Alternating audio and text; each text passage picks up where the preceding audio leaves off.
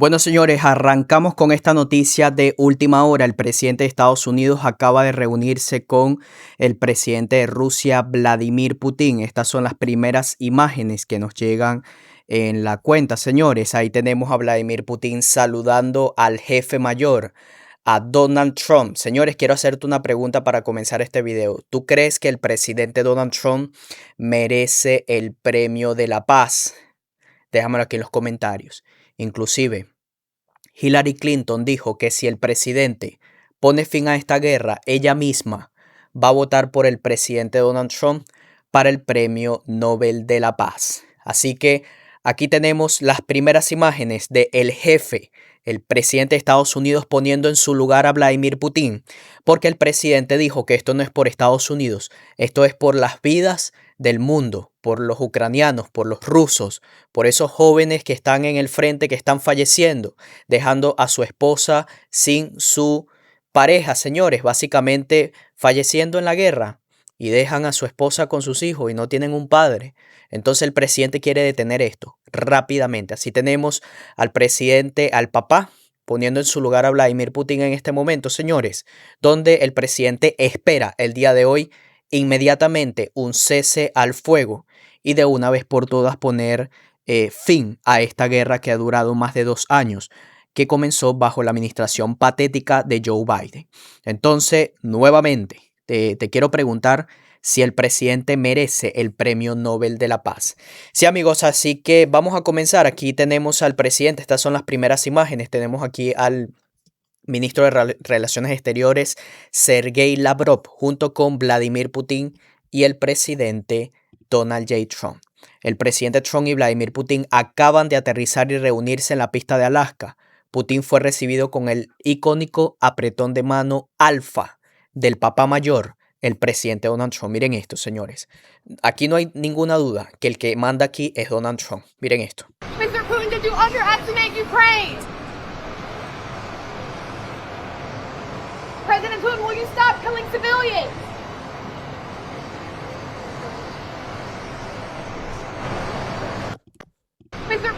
Sí, amigos, también. Última hora, un bombardero furtivo B-2 y aviones de combate estadounidense acaban de volar directamente sobre las cabezas de Trump y Vladimir Putin mientras caminaba. Una demostración épica del dominio estadounidense.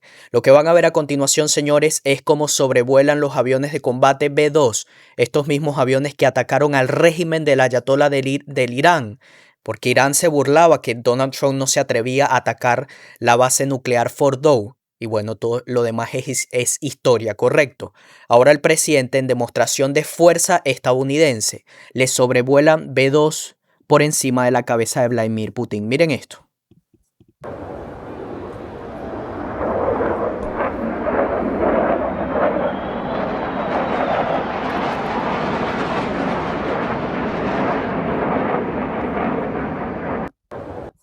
Sí, amigos. Trump jala a Putin con su mano con fuerza. Ok, estas son las imágenes, señores, que creo que ha sido el mejor video que he visto, donde el presidente le da este regalito a Vladimir Putin para que vea quién manda aquí. Miren esto.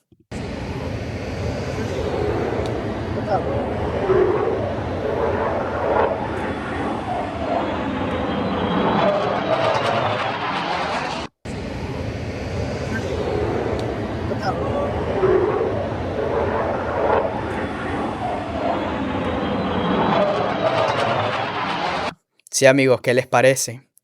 Un bombardero furtivo B-2 sobrevoló el lugar mientras Trump y Putin se reunían en la pista de Alaska. Ahora, Dios mío, una multitud enorme de simpatizantes del presidente se ha congregado frente a la base donde el presidente se reúne con Putin.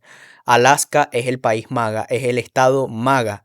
Las personas están apoyando al presidente porque el presidente quiere terminar esta guerra de una vez por todas y que el presidente reciba el Premio Nobel de la Paz de una vez. Miren esto.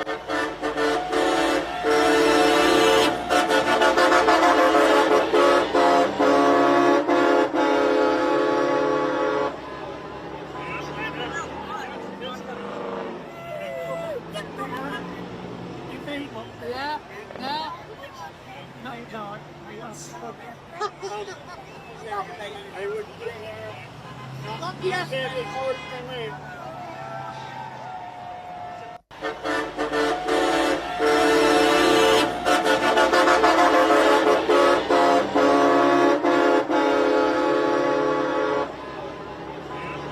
Sí, señores, la reunión comenzó.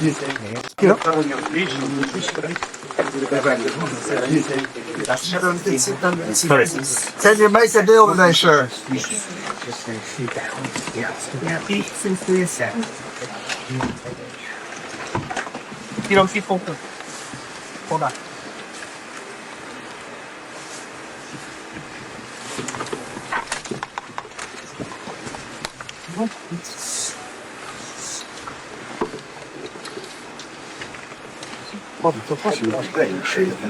Go up.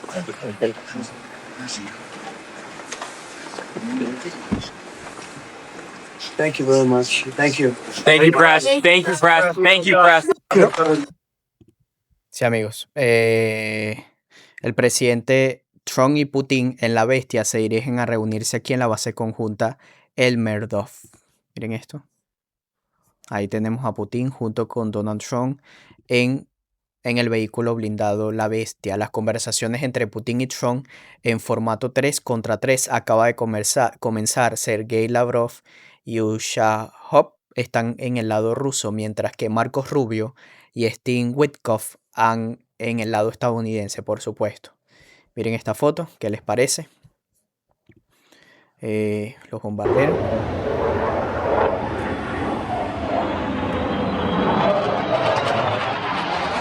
Espectacular. Y quiero mostrarte esto cuando Vladimir Putin chocó los puños con unos niños rusos que jugaban al hockey antes de encontrarse con Donald Trump. Miren esto.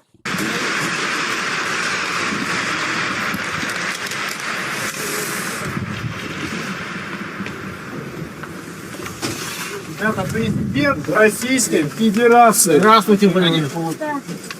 Здравствуйте. Идет, правильно, ребят? Да. Получается? Да. Сколько ты занимаешь? 7 лет, Сергей? Супер.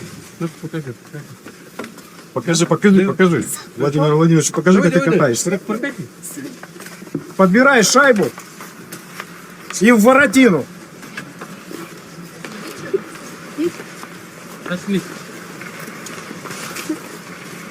Евгений Сергеевич, как фамилия бойца? Свириденко Алексей. Свириденко Алексей. Есть.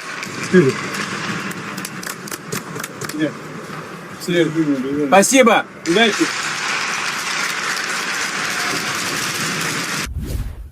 Sí, señores, entonces vamos a ver esta magnífica entrada del presidente Donald Trump con Vladimir Putin.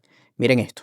Por cierto, comparte este video en las redes sociales, ya que los medios están hartos en este momento porque esto pensaban que no iba a suceder y ya se está materializando. So we understand they're about to get off this plane, Brett. Yeah, and this is a moment. It is a real moment, and there you see President of the United States first, deplaning Air Force One. You know, let's just take a moment and listen. You can hear all the plane sound, but see and listen to this moment.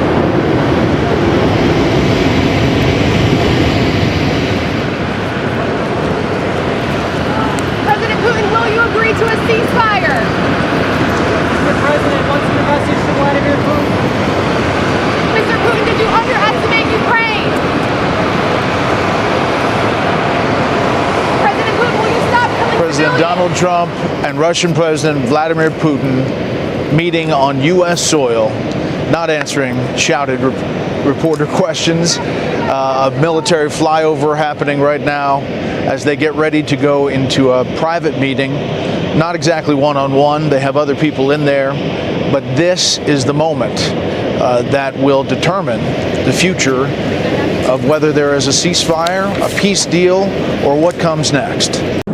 How are you? What will make a success of this summit today? I can't tell you that. I don't know. It's there's nothing set in stone. I want certain things. I want to see a ceasefire. This is not to do with Europe. Europe's not telling me what to do. But they're going to be involved in the process, obviously, as will Zelensky. But I want to see a ceasefire rapidly. I don't know if it's going to be today, but I'm not going to be happy if it's not today. Everyone said it can't be today, but I'm just saying I want the killing to stop. I'm in this to stop the killing. You know, we're not putting up any money. We're making money. They're buying our weapons, and we're sending them to NATO, and NATO's sending us big, beautiful checks. But that I don't care about that. I care about it was a big factor when Biden spent $350 billion and got nothing. But what I do care about is they lost last week 7,011 people were lost, almost all soldiers. 36 people in a town which got hit by a missile, but over 7,000 soldiers. It's crazy. Could you describe a little bit, Mr. President, because I know you've had a lot of phone calls with President Putin. What's the difference in a face-to-face, in-person meeting? Look, he's a smart guy, been doing it for a long time, but so have I. Been doing it for a long time. And here we are with President. That was much more difficult than what I'm doing today, believe me. So we get along. There's a good respect level on both sides. And I think, you know, something's going to come of it. I noticed he's bringing a lot of business people from Russia. And that's good. I like that because they want to do business, but they're not doing business until we get the war settled. Are you going to talk about business? We have the hottest country on earth. We have the hottest economy on earth. We have the hottest country. We just set a new stock market record again. We have hundreds of billions of dollars flowing in from tariffs. We're the hottest. We were a dead country, dead like doornails, a dead country. 1 year ago, we were dead as a doornail, and now we have the hottest country. And he wants a piece of that because his country is not hot economically. In fact, it's the opposite. And China's not doing well economically, but we're all, look, I want everybody to do well. The war's got to stop and the killing's got to stop. Mr. President, what do you stop? Thank you for coming back to take questions. We saw that Russia continued its violence into Ukraine last night, launching even more drones. What did you make of that? I think they're trying to negotiate. He's trying to set a stage. I mean, in his mind, that helps him make a better deal. It actually hurts him.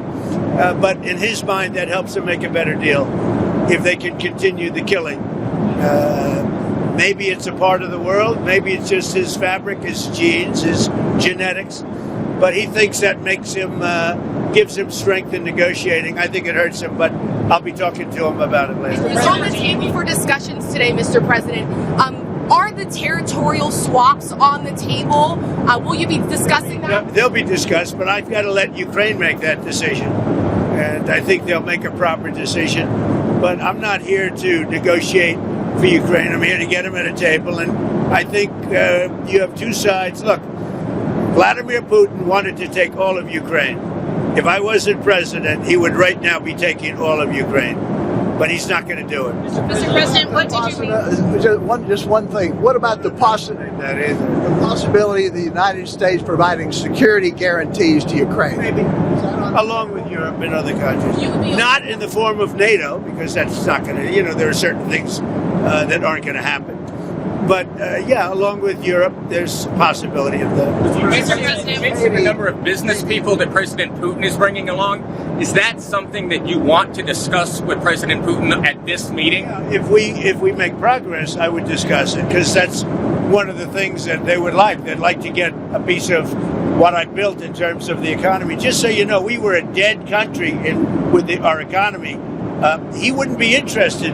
He wouldn't have been interested a year ago with the Biden economy. but he is interested in the Trump economy because wait till you see when those factories start opening up.